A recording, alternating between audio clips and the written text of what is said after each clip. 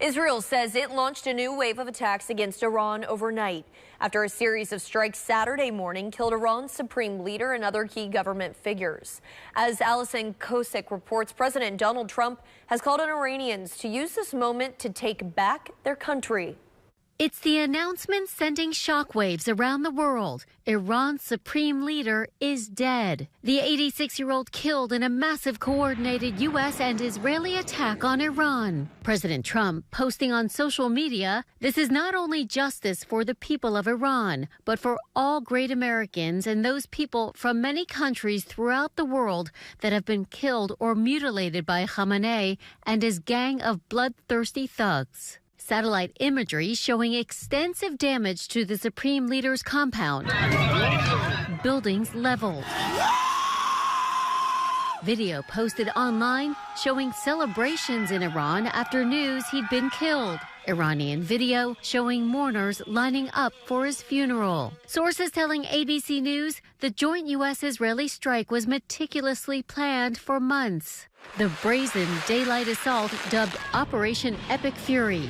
Trump laying out his case. Our objective is to defend the American people by eliminating imminent threats from the Iranian regime, a vicious group of very hard, terrible people.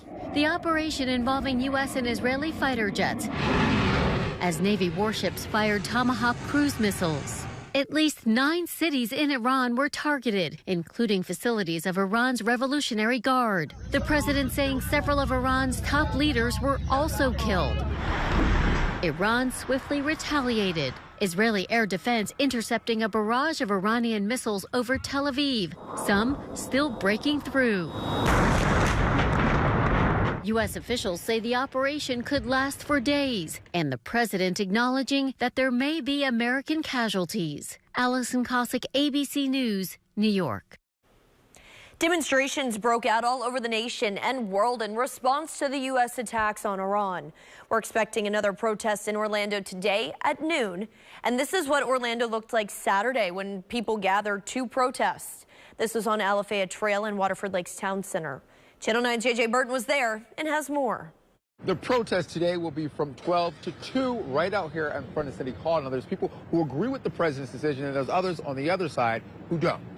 From the signs they're holding high to their amplifying chants here on the corner of Alafaya Trail, their message is loud and clear. I think I feel tired. I think a lot of working class people are feeling tired right now. It seems like there's always some other country being bombed. Videos like this is what Americans woke up to Saturday morning. I'm mad. President Donald Trump gave the order to strike Iran overnight. He says the move took out most of Iran's leadership, including their supreme leader. And while protesters here are speaking out against it, there are others on the other side of this, and they say Iran left the president no choice. People that are on the outside need to understand that we've been the first victims of the Iranian regime's brutality for almost 50 years. So we know the brutality that we have to deal with the government that's in Iran that does not represent the people. We don't want a theocracy anymore. We want a separation of church and state. And the president says the bombings will continue into the week, and he called for Iranians to rise up against their government. I think it's funny that Trump can get on that stage and talk about the danger or the threat that Iran poses on American citizens. The Iranian Community Center, they will be out here this afternoon from 12 to 2 holding a rally. Reporting in downtown Orlando, I'm J.J. Burton, Channel 9 Eyewitness News. Reaction from Florida politicians was split along party lines. Florida Democratic Party Chair Nikki Fried issued a statement saying in part, "The Ayatollah has led an evil regime that has crushed the human rights of Iranians, escalated tensions in the area for decades, and sponsored terrorism around the globe. American troops, however, deserve better than a commander-in-chief that believes he is above accountability and the rule of law." On the other side, Republican Congressman Randy Fine said in part, "We are with you, Mr. President. We will cut off the head of the snake of Muslim terror, bring lasting peace to the Middle East, and save the Iranian people. Bombs away." Demonstrations were not just limited to the U.S. Here on the left in the big box, you're looking at Times Square in New York City, where thousands gathered to protest and condemn actions taken by the U.S. and Israel. On the right up top, you can see people in Israel on a road leading from Tel Aviv to Jerusalem running and looking for shelter as the IDF was warning of Iranian missiles incoming. And just under that is Germany, where exiled Iranians were dancing and celebrating and waving Iranian flags. We translated some of what was said. I am happy. No one wants war. The U.S. and Israel have their interest, but there is no other way for the Iranian people to ever experience freedom. This can only be achieved through external intervention, and I am happy about that people will simply gain a basic freedom like all of us.